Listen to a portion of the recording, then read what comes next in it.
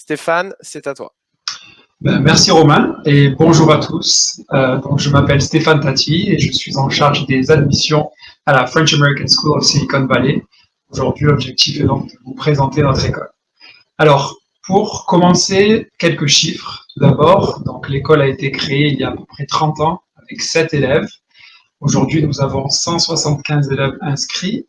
L'école va de la petite section au CM2 et nous avons une classe par niveau, à part pour le CP où cette année nous avons 2 classes.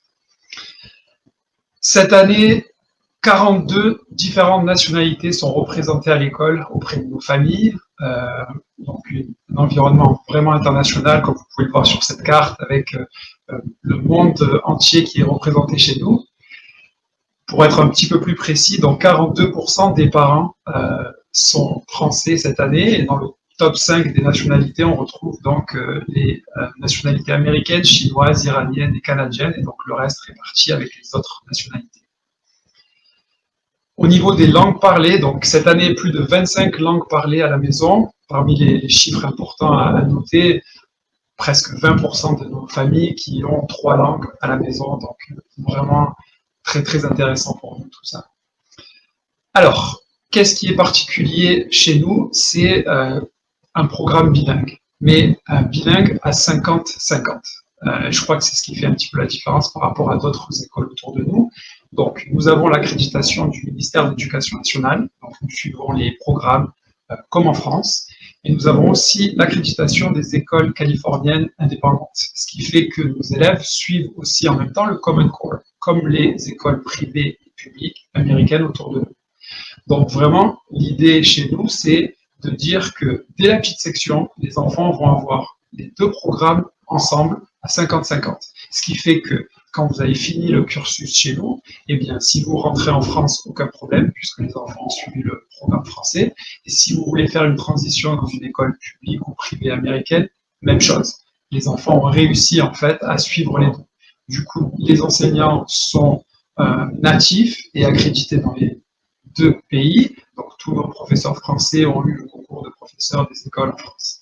Donc, vraiment, j'insiste sur ce côté 50-50 qui est important parce que on s'est rendu compte, en fait, dans le passé que avoir plus de français, essayer de faire une école plus d'immersion française, faisait que le côté anglais pêchait un petit peu plus tard dans les apprentissages. Donc, vraiment, pour nous, un choix fort dès la petite section.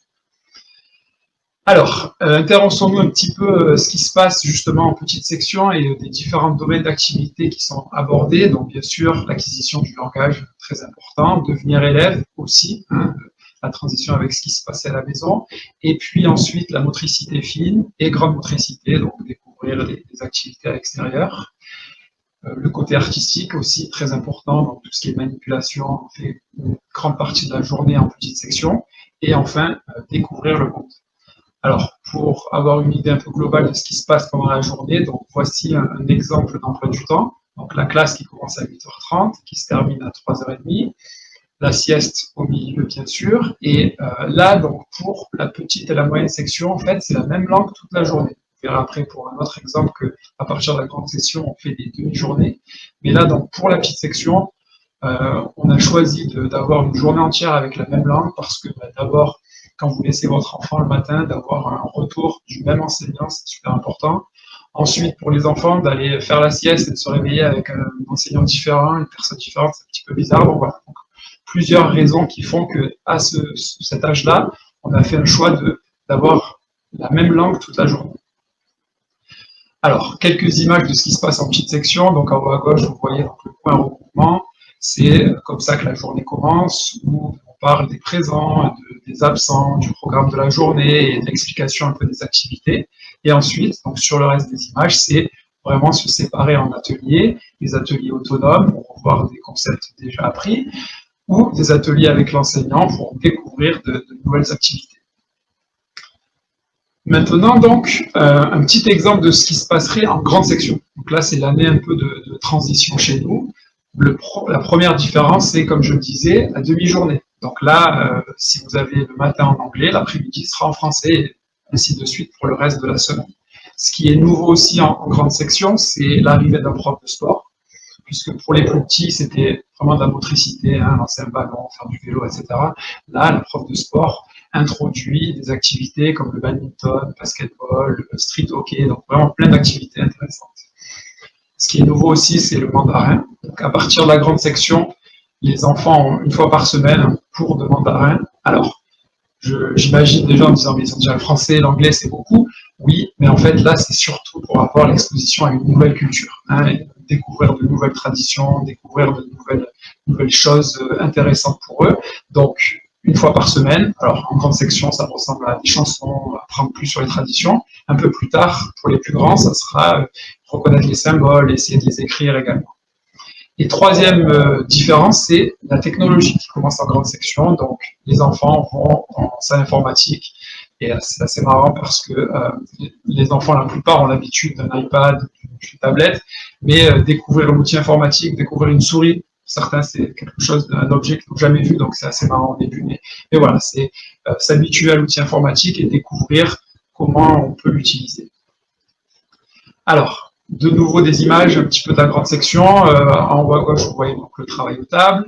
À côté, le projet Galette, hein, parce qu'une école bilingue, c'est oui apprendre deux langues, mais c'est surtout apprendre deux cultures. Donc là, un exemple où une maman est en train d'aider des enfants à préparer la galette au mois de janvier.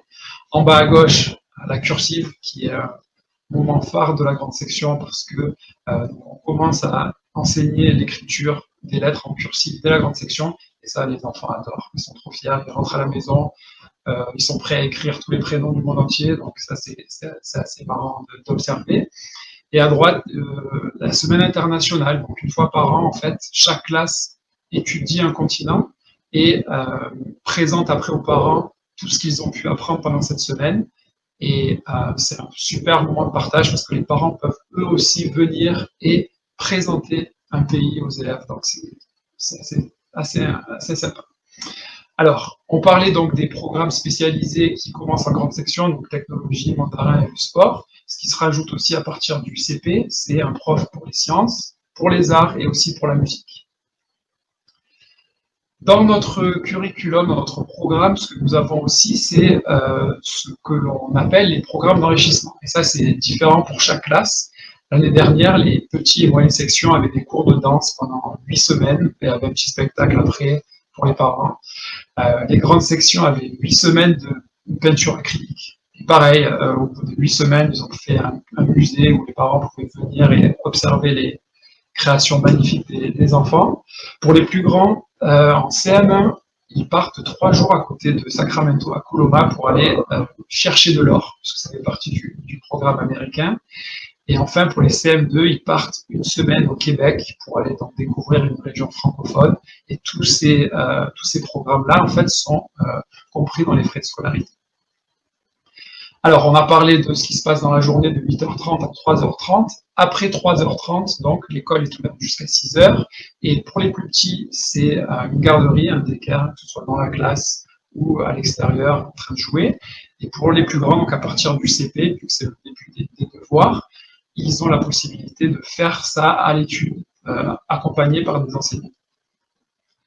Sinon, optionnel, des activités extracurriculaires. Donc là, c'est vraiment au choix pour les parents. L'année dernière, nous avions 25 activités, je crois, que ce soit sportives ou artistiques ou autres, sur le campus. Pour vous donner un chiffre, on avait 95% des enfants l'année dernière qui avaient au moins participé à une activité. Donc c'est quelque chose d'assez populaire et on essaye de renouveler, de trouver de nouvelles activités chaque année pour que ce soit toujours intéressant pour les enfants.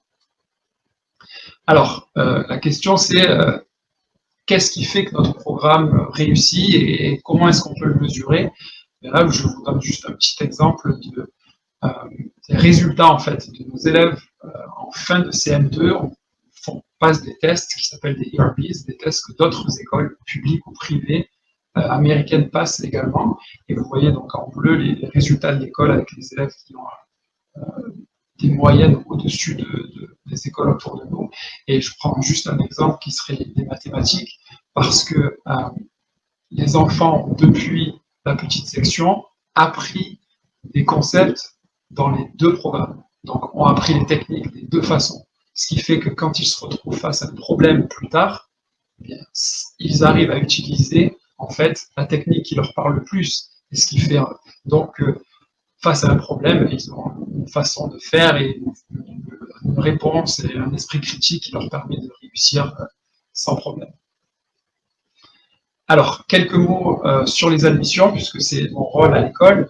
Euh, Première chose qui est un peu différente des autres écoles américaines, donc qui ont une date en fait limite pour s'inscrire, qui est donc à partir jusqu'au 1er septembre. Chez nous, en fait, c'est jusqu'au 31 décembre, ce qui veut dire que on regarde le calendrier. Pour les élèves, par exemple, de petite section de cette année, tous les enfants sont nés en 2017. Vous avez juste une idée de comment ça fonctionne. Après, en termes de dates importantes, en ce moment, donc, je reçois des applications pour la prochaine année scolaire, qui commencera en août 2021. Donc, la date limite pour envoyer le dossier est le 31 janvier. Une fois qu'on a rassemblé tous les dossiers en janvier, au mois de février, on organise des évaluations donc, pour prendre contact et connaître un peu mieux les élèves qui souhaitent rejoindre l'école. Et enfin, début mars, on envoie une réponse aux familles pour qu'ils aient 5 mois avant la rentrée la décision finale de l'école. Voilà, donc cela conclut ma présentation pour aujourd'hui. Merci pour votre attention.